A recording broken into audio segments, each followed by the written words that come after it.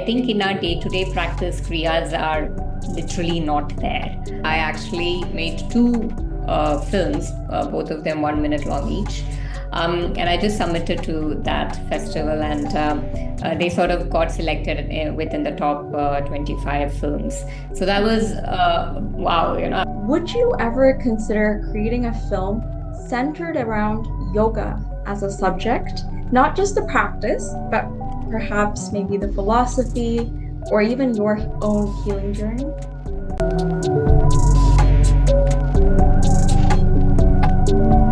Vanakkam, Namaste, and hello everyone. Welcome to the 76th episode of Inside the Minds of Great Yogis.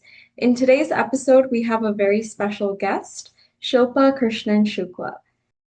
Shilpa Krishnan Shukla is a full-time marketing director at global pharma company. She's also an award-winning filmmaker, having written, directed, and produced independent films that have been to various film festivals around the world. She's also a certified yoga teacher from Bali Yoga School, currently teaching a mix of hatha, ashtanga vinyasa, pranayama, and meditation techniques. She also holds a diploma in counseling psychology, and she's also a mother of a 12-year-old daughter. Shilpa believes in the power of yoga, meditation, and pranayama for physical and mental benefits. It is a pleasure to welcome Shilpa on the Inside the Minds of Great Yogis podcast. So let's give a big round of applause to Shilpa. Thank you. Namaste. Namaste. Thank you so much for joining me on the show, Shilpa. How are you doing today? I'm very good. Thank you for having me on your show, Swati. Thank you for joining me. It's a pleasure to have you on the show. So without further ado, we'll begin. And the first question that I have for you today is, how did your journey of yoga begin? So I started a number of years ago, I think maybe since 2009 or 10. But of course, at that point in time, it was really just a physical practice when I first started off. And I actually started with Bikram yoga, the hot yoga. And then later, I just was fascinated by all these other techniques that I would find online on YouTube. And I practiced through my pregnancy. And then after that, it was on and off, on and off. I would not say I was very consistent or anything. But then a few years ago, during COVID, I took it up again. I think there was a little bit of a break in between. And then during COVID, I took it up again. But I would say the real interest started in 2023 when I discovered the joy of pranayama and meditation. So I found this teacher. His name is Vikas Shenoy. He's based out of Hyderabad. And he basically conducts online classes, not just of, I first joined him for physical yoga, but then I realized that he also teaches pranayama and meditation. And that really, I think, got me hooked a lot. So then last year I took my yoga certification as well, and I started to teach. So yes, now I'm very much into it, I would say, yeah. Lovely. Thank you for sharing a bit about how you got introduced to the practice of yoga. It's really nice to hear that. So I know you also do filmmaking as well as a part-time Yes. film director. So I'm just curious, what inspired you to start making films, and what was that So I experience used like to be for you? so I used to be very involved in theater during school and during college. And when I graduated, this was way back in 2005. I continued to do theater, and around 2008 was when, the handycams became quite accessible, right? So I had a little handycam. And at that point in time, there was an online film festival for short films they wanted films that are just 1 minute long. Right. And I thought, oh, 1 minute long, maybe I can give it a shot. So I actually made two films, both of them 1 minute long each.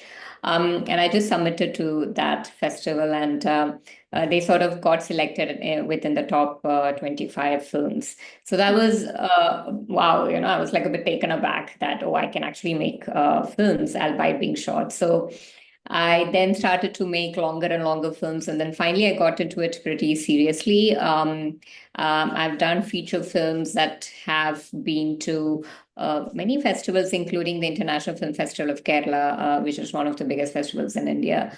So yeah, so it was, I learned it on the go, I love the, all of it actually. I love the writing. I love bringing the people together. The shoot can be very tiring, but I find like the post production very interesting. And like when all those elements come together, the editing, the music, the sound, and finally you have this beautiful film, I think it's quite an interesting process. So I've been making films throughout. In fact, since 2008, all the way until 2023, I've made a film every year, even during Wow. COVID. Yeah, Yeah. and then I switched to yoga. So I haven't made one in the last couple of years, but till then I've been pretty consistent. That's lovely. Thank you for sharing that. I think it's really nice to see how you have an experience with filmmaking and then as well as yoga. So it's really nice to hear that. So thank you for sharing that there. Thank you. And the next question that I have for you is, do you feel that your yoga practice influences your creative decisions, perhaps as a filmmaker, whether it's through storytelling, directing, or even how you handle stress on a film set? Um, I think yoga, especially since I started practicing the pranayama and meditation as well, definitely physical yoga helps, but I think this takes it to another level. I have definitely calmed down quite a bit. I used to take a lot of stress. I'm very much a type A personality, very perfectionist and all of that. So it used to be a lot of, I think, self-imposed stress as well. And when things go wrong, it used to affect me, my mood and my energy, all of that. But I think over the last couple of years, I've seen a huge transformation. It's not just me realizing it, people around me realize it, like my husband, my daughter. I still remember 3, 4 months after I started my meditation practice, my daughter was like, she was 10 years old, I think, that time. And then she was like, you seem a lot more calmer these days. You're not getting angry anymore, Mama. I'm like, yeah, I am not angry. It's very difficult for me to get angry Okay. now. So I think that has definitely helped. I didn't do a film in the last 2 years, but I did do a theater production, and I would say even there, right? I was quite chilled throughout. It was not stressing me out the way things would have otherwise on a normal project. Yeah. So yes, absolutely. I think it makes a huge difference. Thank you for sharing that there. And I would like to actually come into the next question that I have for you. So I believe you have a background in counseling psychology. So I was wondering, how has your background in counseling psychology influenced your approach to teaching yoga? Yeah, so I took a diploma in counseling psychology because, I think as I observed my own transformation and calming down and all of that, right? And my teacher, Vikas, he also talks a lot about it's not the event that frustrates you, it's the thought behind the event, right? So you can just choose to think differently. And all of that started fascinating me quite a lot. And I took this diploma. The interesting thing is now I'm taking a course in yoga therapy, right? And one of the things about yoga therapy, so obviously you teach the asanas, you teach pranayama meditation, you teach kriyas, and all of that is part of yoga therapy. But one of the big aspect of it is also called yogic counseling. So Mhm. you sort of get the people to think about the same thing, right? Okay, this has happened, but how can you think about it differently so Yeah. that you feel better, right? The feeling sort of starts with that thought. So I think it's all very integrated, and I now have to take case studies as part of my course. I need to work with people who go through various sort of difficulties. So whether it's anxiety or depression or insomnia, even blood pressure, you see that it's once they sort of are more aware of their actions, more aware of their thoughts, Rest of the things just sort of fall in place, right? So I see that happening now. I see that happening with the cases I'm taking, and I find it such a fascinating space. And I wish, more people knew about it, more people learned it, because I feel like there's so much stress in the world, so much, we're also very high wired sort of Yeah, people, right? It's absolutely. just so good that there are these simple techniques that are available for us that we can all use. And I wish it gets to more and more people. Thank you for sharing that there. And I think, as you've mentioned, there is certainly an interconnection between counseling psychology as well as yoga. Mm. I'm not as familiar with counseling psychology myself, but it does seem like there is a connect, there's a link between the two. So thank you for sharing how you also integrated into your own practice, whether that be counseling sessions or even in your own yoga classes there. So thank you for sharing that there. And the next question actually is going to be some rapid fire questions that I have for you. Mm. Okay. And the first one is actually, what does a typical day of personal practice look like for you?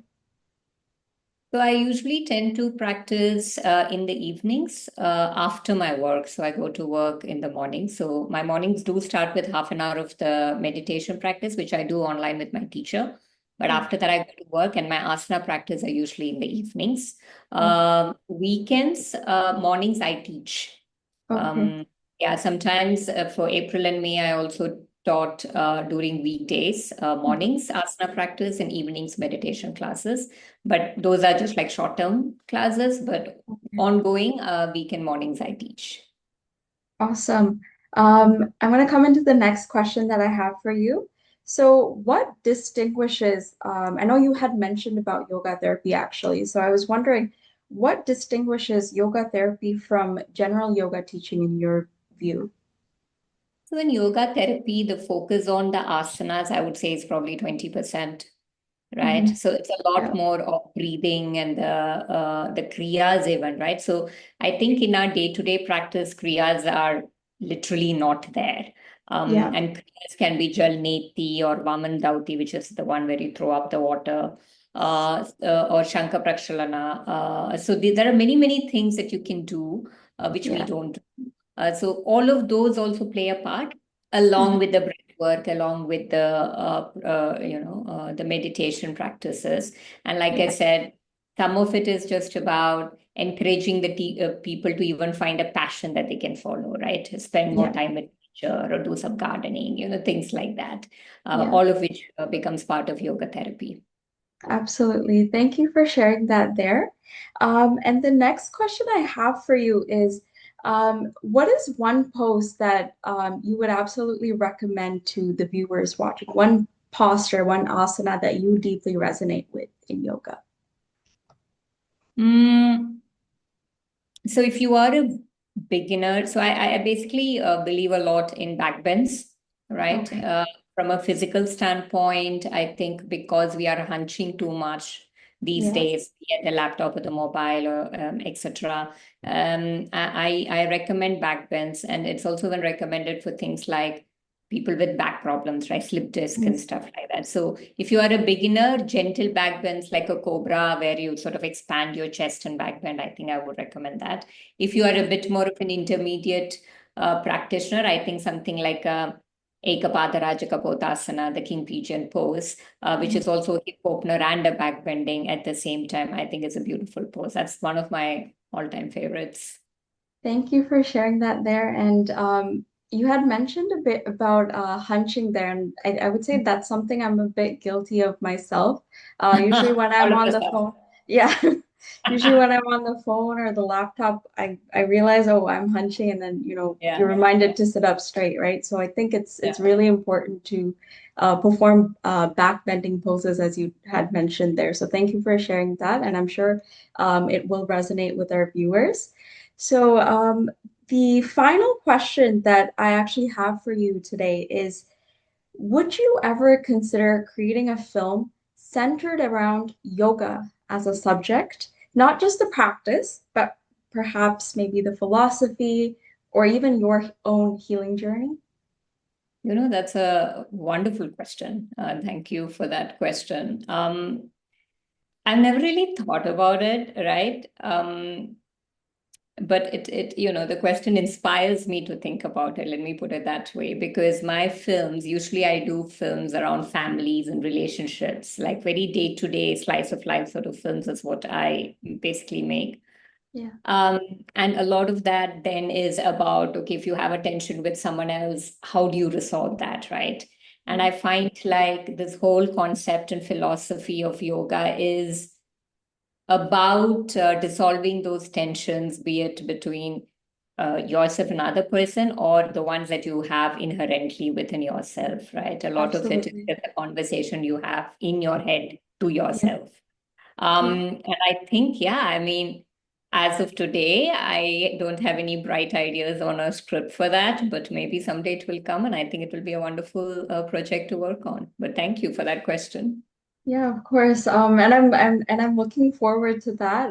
I'd love to definitely see a film on yoga. Of course, not just to practice, but perhaps, even your own healing journey or, maybe advice that you have to the viewers. But I think that that would be lovely, as you had mentioned there. So thank you for sharing a bit about your yoga journey, your experience with filmmaking. It has been a pleasure speaking with you, Thank you so Shilpa. much. Thank you so much. And I hope we're able to do this another time. I would definitely love to chat with you again. It has been a pleasure speaking with you. And I would also like to take this opportunity to thank our viewers who are yet to listen to the 76th episode of Inside the Minds of Great Yogis. And so thank you so much, Shilpa, and thank So you to much for everyone having else. me. Thank Thank you. you. Thank you for joining me. And thank you to everyone else who's yet to listen to the 76th episode. And I'll see you all in the next episode.